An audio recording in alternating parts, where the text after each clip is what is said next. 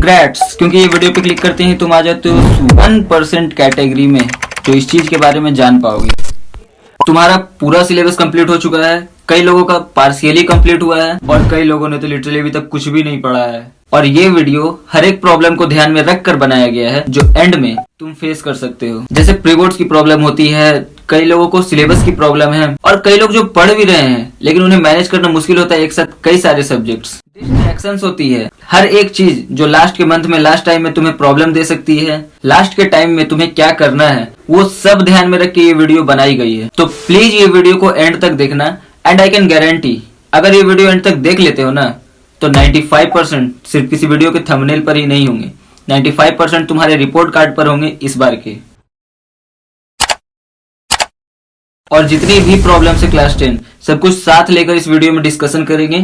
तो प्लीज ये वीडियो को एंड तक देखना, ये बिल्कुल परफेक्ट वीडियो है। अगर लास्ट 1 मंथ का मंत्र जानना है कि कैसे बोर्ड एग्जाम्स जला कर आना है, लाइन पढ़ी ध्यान से, दोबारा बता दे रहा हूँ कि this video is made with honesty, only honesty. मैं तुम्हें ख्याली पुलाव नहीं पका रहा हूँ, देखो मैं तुम्हें ऑनेस्टली बता दे रहा हूँ कि जो बच्चे का 97%, 98%, 99%, वैसे जो टॉपर्स होते हैं ना, हाँ वो शुरू से पढ़ रहे होते हैं या हाफ ईयरली के बाद से पढ़ना स्टार्ट कर देते हैं। बट ये बात भी उतनी ही सच है कि जिनका 91, 92, 94, 95% आता है उनमें से most of the students last में पढ़ते हैं। तो वो लास्ट में क्या ऐसा स्पेशल कर देते हैं यही समझना है हमें। देखो सबसे पहले ये देख लेते हैं कि क्या क्या गड्ढे आने वाले हैं तुम्हारे इन रास्तों में, तुम्हारे इन 30-40 डेज के रास्तों में क्या क्या गड्ढे आने वाले हैं। पहला बात, प्री बोर्ड साथ चल रहा होता है कई लोगों का, तो प्री बोर्ड्स अगर साथ चल रहा है और तुम्हारा सिलेबस कंप्लीट हो चुका है तो तुम प्री बोर्ड्स पर अपना पूरा का पूरा टाइम डिवोट करो। और अब डिवोट कैसे करना है टाइम, देखो अगर तुम्हारे प्री बोर्ड्स 1 से 2 दिन में है और तुम्हें अपना सिलेबस जल्द से जल्द रिवाइज करना है तो तुम सैंपल पेपर्स लगा सकते हो अगर फुल कॉन्फिडेंस है, या फिर अगर फुल कॉन्फिडेंस नहीं है तो वर्कशीट्स लगा सकते हो। अब तुमने अगर जो भी सब्जेक्ट की प्री बोर्ड है उस सब्जेक्ट के सारे चैप्टर्स की वर्कशीट लगा लिए तो तुम फुल कॉन्फिडेंस के साथ जाकर के एग्जाम में बैठ सकते हो। लेकिन जिनका प्री बोर्ड चलने वाला है या चल रहा होता है साथ में एंड के टाइम पर, बट उनका सिलेबस अभी कंप्लीट नहीं है, उनमें खुद कॉन्फिडेंस अभी नहीं है, तो प्लीज प्री बोर्ड्स को इग्नोर कर देना, प्लीज प्री बोर्ड्स को इग्नोर कर देना। वो बिल्कुल तुम्हारे लिए हिंद्रेंस की तरह काम करेगा, वो आएगा उसके लिए तुम जल्दीबाजी में तुम प्रिपेयर करोगे और जो चीज तुम सही से पढ़ सकते थे वो भी सही से नहीं पढ़कर अपना टाइम वेस्ट कर दोगे, अपना पूरा 7 दिन 8 दिन का पूरा पीरियड। दूसरा गड्ढा होता है कि जल्दी से जल्दी सिलेबस कंप्लीट करना है और अब कैसे करें क्योंकि टाइम कम बचा है और सिलेबस ज्यादा है। तो स्ट्रेटजी लगाओ थोड़ी सी। क्या स्ट्रेटजी रहेगी कि अगर शुरू में तुम मुझसे पूछते ना सिलेबस कंप्लीट करने के लिए क्या करना है, एक एक चैप्टर कैसे कंप्लीट करना है, तो अगर तुम मुझसे शुरू में पूछते कि एक चैप्टर कैसे कंप्लीट करना है तो मैं तुम्हें बोलता कि सबसे पहले उसका लेक्चर देख लो चैप्टर का, देन प्रॉपर नोट्स बना लो, एनसीईआरटी पढ़ लो, क्वेश्चन बैंक लगा लो, देन उसके ऊपर क्विज लगा लो, टेस्ट पेपर लगा लो उस चैप्टर के, मॉक टेस्ट लगा लो। बट वेट, अभी इतना टाइम नहीं है और अभी सिर्फ और सिर्फ 3 लेयर्स प्रिपरेशन करनी है। पहली लेयर होती है जिसमें हमें करना होता है सिलेबस, दूसरी लेयर होती है जिसमें हमें करना होता है रिवीजन उसका, और तीसरी लेयर होती है जिसमें हमें करनी होती है प्रैक्टिस। और सिर्फ प्रैक्टिस नहीं, प्रीसाइज प्रैक्टिस, यानी कि ऐसी प्रैक्टिस जो बिल्कुल कम से कम समय में हो और बिल्कुल परफेक्ट हो तुम्हारे बोर्ड एग्जाम्स के लिए। अब सिलेबस तुम्हें अगर अभी करना है, अभी तुम्हारा आधा सिलेबस हुआ है या उससे कम हुआ है या कंप्लीट नहीं हुआ है सिलेबस, तो इस टाइम पर एक एक चैप्टर कैसे करना है, सिर्फ और सिर्फ एनसीईआरटी से, सिर्फ और सिर्फ एनसीईआरटी से। तुमने 1 शॉर्ट लेक्चर देखा यूट्यूब का, उसके बाद एनसीईआरटी देखी, एनसीईआरटी को मार्क किया, अंडरलाइन किया और एनसीईआरटी को अच्छे तरीके से समझ लिया। इस तरह कर करके जल्दी खत्म करना है पूरा सिलेबस। देन एक सिलेक्टेड मटेरियल उठाना है, सिर्फ एक सिलेक्टेड मटेरियल, वो कोई भी है, तुम्हारी क्वेश्चन बैंक हो सकती है या फिर प्रीवियस ईयर पेपर हो सकते हैं, प्रीवियस ईयर क्वेश्चंस हो सकते हैं या फिर तुम्हारी वर्कशीट हो सकती है। कोई भी एक चीज उठानी है और उससे रिवीजन लगाना है। रिवीजन कैसे, उसके क्वेश्चंस लगाने हैं सिलेबस हो जाने के बाद। ये मैं उनके लिए बता रहा हूँ जिनका सिलेबस काफी पीछे है या फिर आधा हो पाया है। And then last, precise practice कैसे करनी है। प्रीसाइज प्रैक्टिस यार बहुत कम मटेरियल लगाकर करनी है, बट तभी करनी है जब तुम्हारा सिलेबस कंप्लीट हो, तभी करनी है जब तुम्हें पूरी कॉन्फिडेंस हो कि हाँ सारे के सारे चैप्टर्स मेरे हो चुके हैं, एक एक बार मैंने पढ़ लिया है, वर्कशीट भी लगा ली है। उसके बाद उठा लेना है सैंपल पेपर और सैंपल पेपर उठाकर सैंपल पेपर्स को सॉल्व करना है, देन आंसर से मैच करना है, चेक करना है। अब ये गलती बिल्कुल मत करना कि तुम्हारा आंसर बिल्कुल एग्जैक्टली मैच नहीं कर रहा सैंपल पेपर्स के आंसर से, तो तुमने गलत लिखा है। नहीं, एक बार दो बार गलती करोगे, 2-3 सैंपल पेपर्स लगाओ। सैंपल पेपर्स होते हैं एक्सपेरिमेंट्स के लिए, अपने आप को एक्सपेरिमेंट्स करने के लिए, ट्राई करने के लिए। सैंपल पेपर बिल्कुल नेट्स की तरह होता है, नेट्स प्रैक्टिस करनी होती है जैसे हमें मैच के पहले। उस पे एक्सपेरिमेंट करना है कि तुम कौन से पोजीशन पे सही खेल रहे हो। कई लोग ओपनिंग सही खेलते हैं, कई लोग मिड में सही खेलते हैं, कई लोग फिनिशिंग सही करते हैं। यहाँ भी तुम्हें एक्सपेरिमेंट करना है। तुम्हें पहला सैंपल पेपर लगा रहे हो किसी सब्जेक्ट का, उसको सेक्शन ए से स्टार्ट करो, देखो क्या हो रहा है। नहीं हो रहा है या गलत हो रहा है तो फिर एंड से स्टार्ट करो। तो सैंपल पेपर सिर्फ प्रैक्टिस के लिए है और इम्प्रूव करने के लिए अपनी प्रेजेंटेशन स्किल्स को। और सैंपल पेपर से ही हमें करनी है प्रैक्टिस, क्योंकि वो लेटेस्ट पैटर्न्स पर होता है।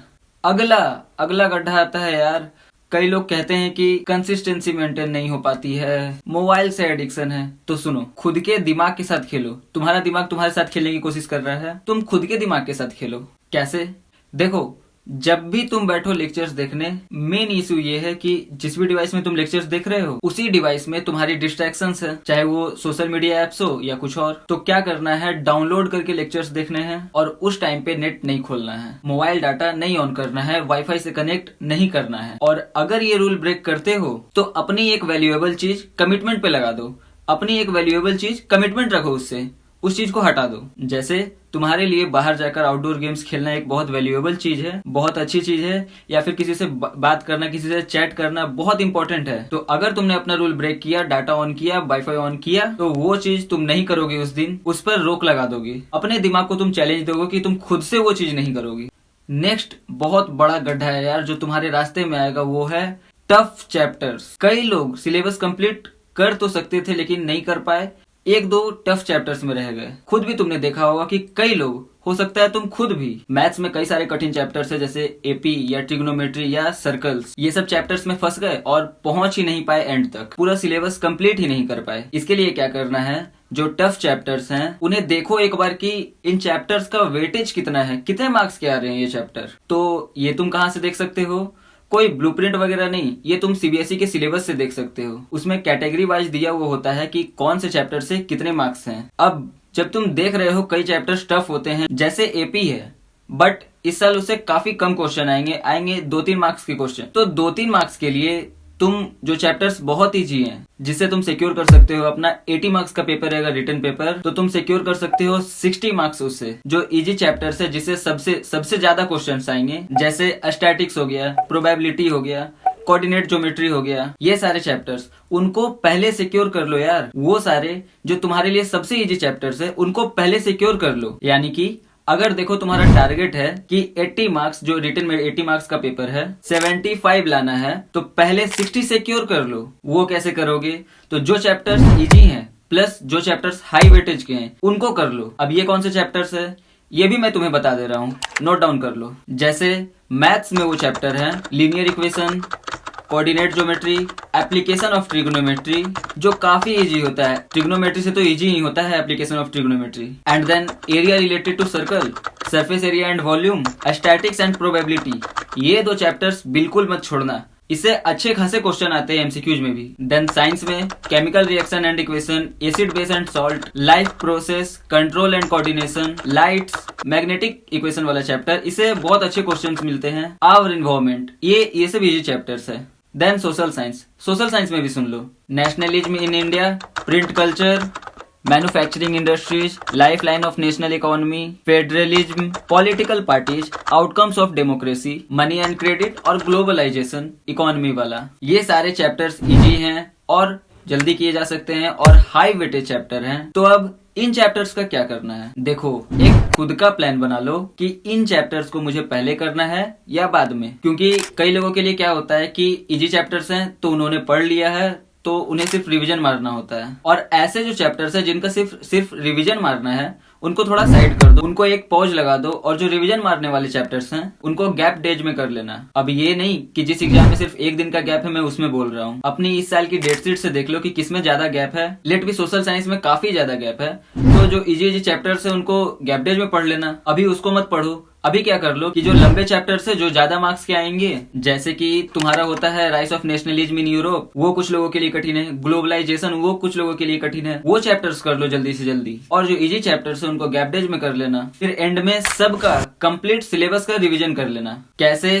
अपने सिलेक्टेड मटेरियल से, सिर्फ अपने सिलेक्टेड मटेरियल से ही रिवीजन करोगे। जैसे हमारी वर्कशीट्स हो सकती है, या फिर क्वेश्चन बैंक, या फिर कुछ भी हो सकता है। एंड देन जब तक कंप्लीट सिलेबस ना हो जाए, उसका one time revision, at least one time revision ना हो जाए। सैंपल पेपर्स मत लगाना, वरना कुछ भी समझ में नहीं आएगा, सिर्फ टाइम वेस्ट कर रहे होगे अपने लिए। सैंपल पेपर्स सिर्फ मेजरली होता है पैटर्न समझने के लिए, पेपर पैटर्न समझने के लिए। और एक दो तीन सैंपल पेपर्स पर सब्जेक्ट लगा लोगे तो इनफ होगा। And if you want to know about my class 10 journey, video की लिंक डिस्क्रिप्शन में मिल जाएगी, and link also provided in pin comment. और जितनी भी चीजें बताई है इस वीडियो में, उससे ध्यान में रख लेते हो और ध्यान में रख कर खुद के लिए प्लान बनाते हो कि कौन सा चैप्टर कब करना है, कौन सा चैप्टर गैप डेज में रखना है, कैसे प्रिपेयर करना है, तो बस उसके बाद आई कैन गारंटी तुम इस बार का बोर्ड एग्जाम जला कर आने वाले हो।